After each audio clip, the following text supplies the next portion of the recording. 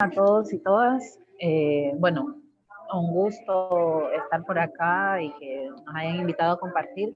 La exposición de Roberto me pareció como muy completa con todo el tema de cómo surge, ¿no? la comunicación o cómo se vienen haciendo radio.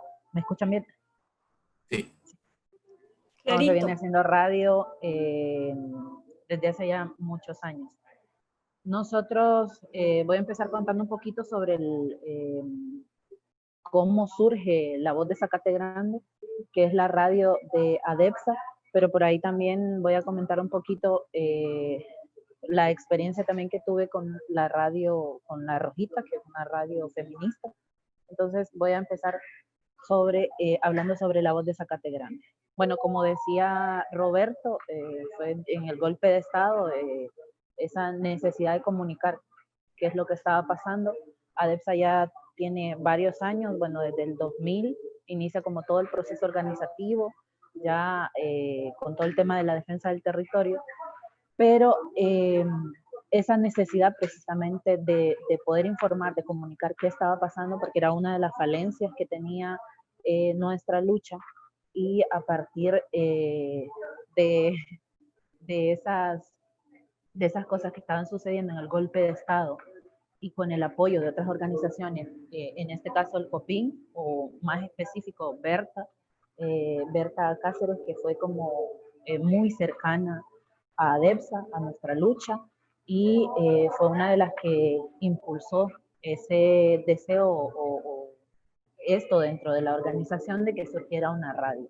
Entonces, en el 2009 comienza como toda la idea y los procesos de formación para jóvenes, porque hay que decirlo, la radio, nuestra radio, desde su inicio, quienes han estado a cargo han sido jóvenes, eh, jóvenes con muy poca experiencia en cuestiones técnicas, por ejemplo, incluso cuestiones mínimas como el uso de una computadora, era algo que no se sabía porque estamos hablando de comunidades rurales, de las más empobrecidas del país, pero esa articulación con el COPIN, con organizaciones como el OFRANE, que tenían otros contactos, otras alianzas, es como pues llegamos a conocer organizaciones como COMPA, que siempre decimos y la mencionamos porque es una de las organizaciones que nos apoyó muchísimo y que trabaja mucho el tema de la comunicación popular, la comunicación de las comunidades y para las comunidades.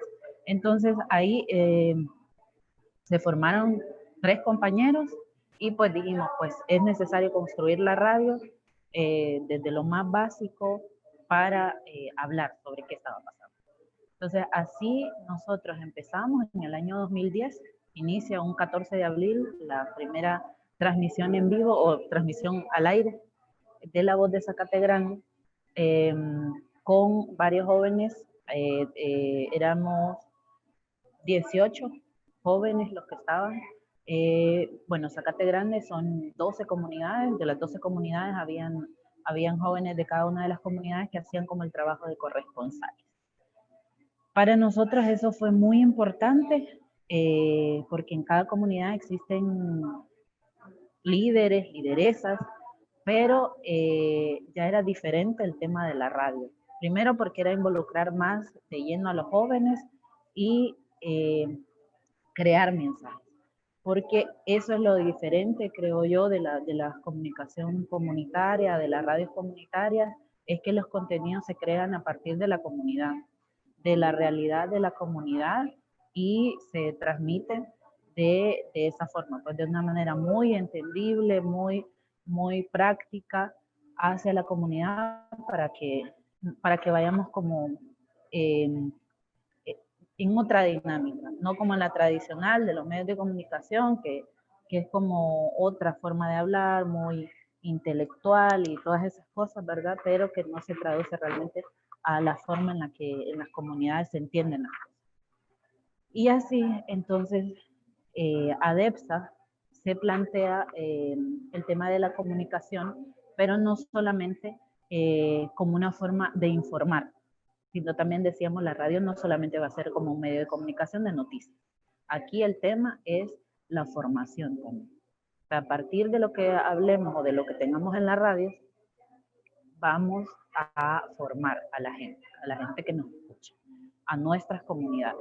Nosotros lo que necesitamos en este momento, con todo el contexto que teníamos del golpe de Estado, entonces podemos hablar de por qué pasan estas cosas, de por qué hay un golpe de Estado, porque la gente solo entendíamos, incluso en aquel momento, bueno, hay un presidente, ahora se cambió y no sé qué y lo otro, y no teníamos como esa idea de, bueno, hubo un golpe de Estado, pero ¿qué implica realmente?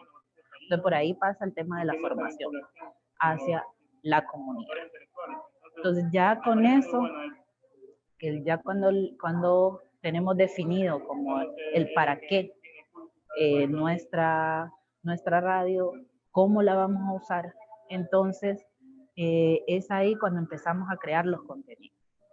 Y pues en ese momento nosotros decimos, bueno, vamos bien, y creo que lo reafirmó, aunque no fue algo bueno, pero creo que vino a reafirmar que sí estábamos haciendo la labor que debíamos hacer, fue todo el tema de la persecución, porque 3 meses después inician con todo el tema de la persecución, de boicot a la antena, al transmisor, bueno, a todo el equipo que teníamos,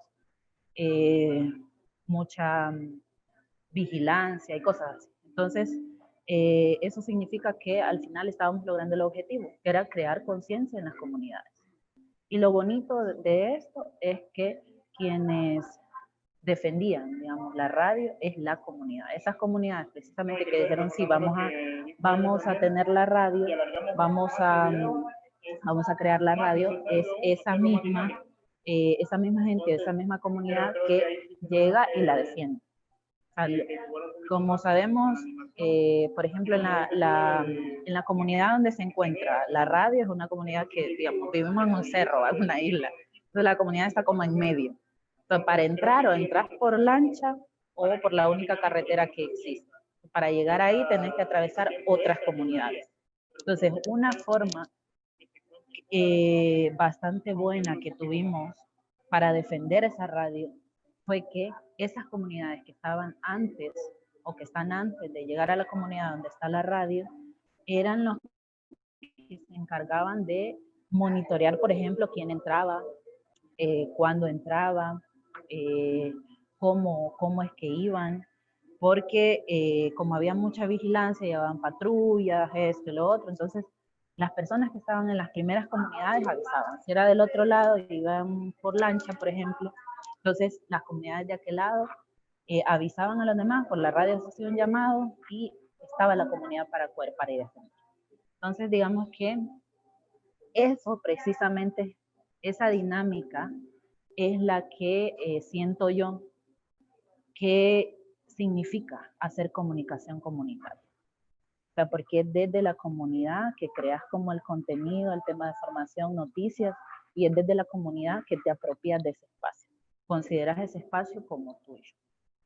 Entonces, esa digamos que ha sido la experiencia de La Voz de Zacate Grande, y ahora, porque hemos atravesado como muchas circunstancias, ¿va? A lo largo de estos 10 años hubo un tiempo en el que estuvimos fuera del aire casi un año, por cuestiones técnicas, económicas, que es como otro de los retos grandes que tienen las radios comunitarias o que tenemos, es el mantenernos, pues, porque todo es caro, desde la energía eléctrica hasta cada aparato. Y eso es un desafío bastante grande, y creo que la mayoría de las radios y los compañeros que siguen la exposición van a también exponer que eso sí es un tema bastante difícil, el mantenernos y el que, bueno, poder sobrevivir, digamos, en la precariedad de las comunidades. Eso en cuanto a la voz de Zacate Grande, digamos, ADEPSA, que creo que hay un montón de cosas que decir, pero tengo poco tiempo. Y también me gustaría contar un poco de la experiencia de La Rojita, porque me parece que es una cosa importante, porque hablamos, por ejemplo, de las radios comunitarias, y lo pensamos como en los territorios, como en una comunidad.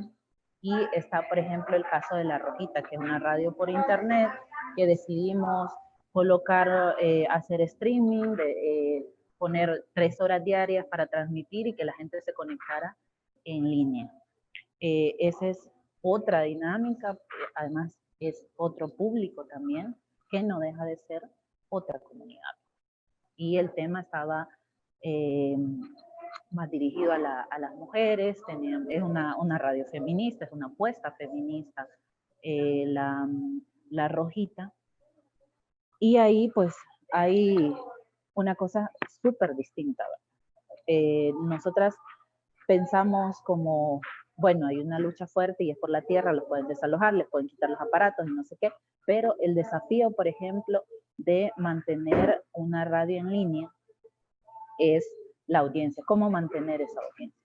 O sea, lo dirigimos a las mujeres, bueno, pero ¿a qué mujeres en este caso? ¿Qué mujeres realmente nos van a escuchar?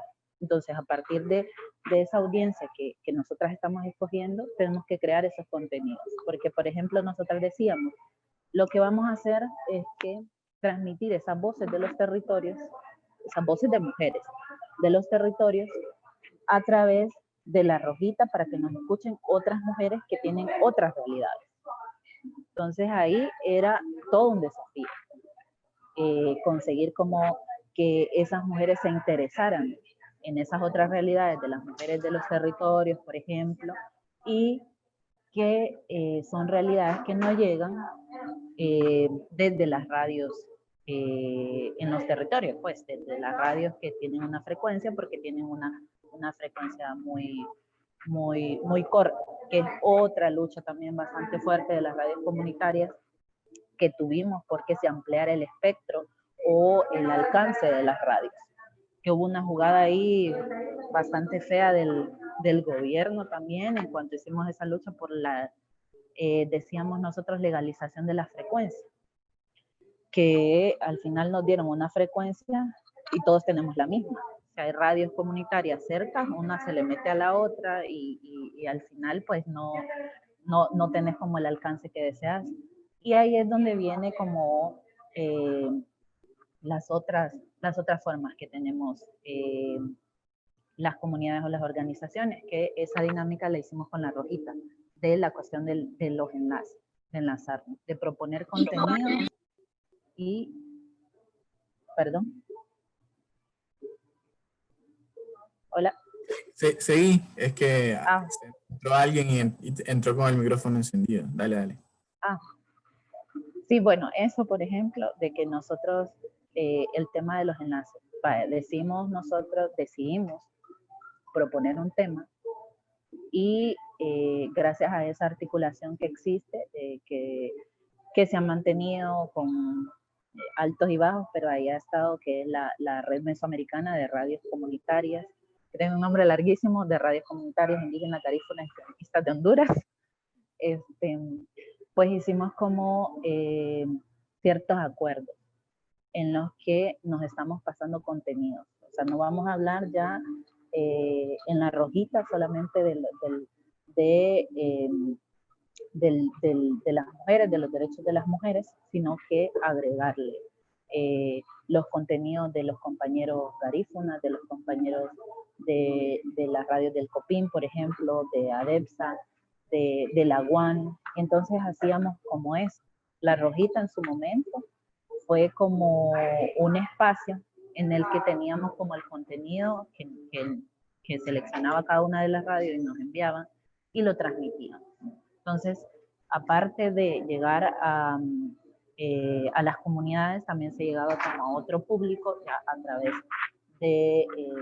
del internet, digamos. Que esa es una cosa difícil en las radios comunitarias, siempre con el tema económico, que casi nunca, bueno, desde que yo me acuerdo, desde que estamos, casi nunca ninguna tiene internet ahí siempre para poder transmitir sus contenidos.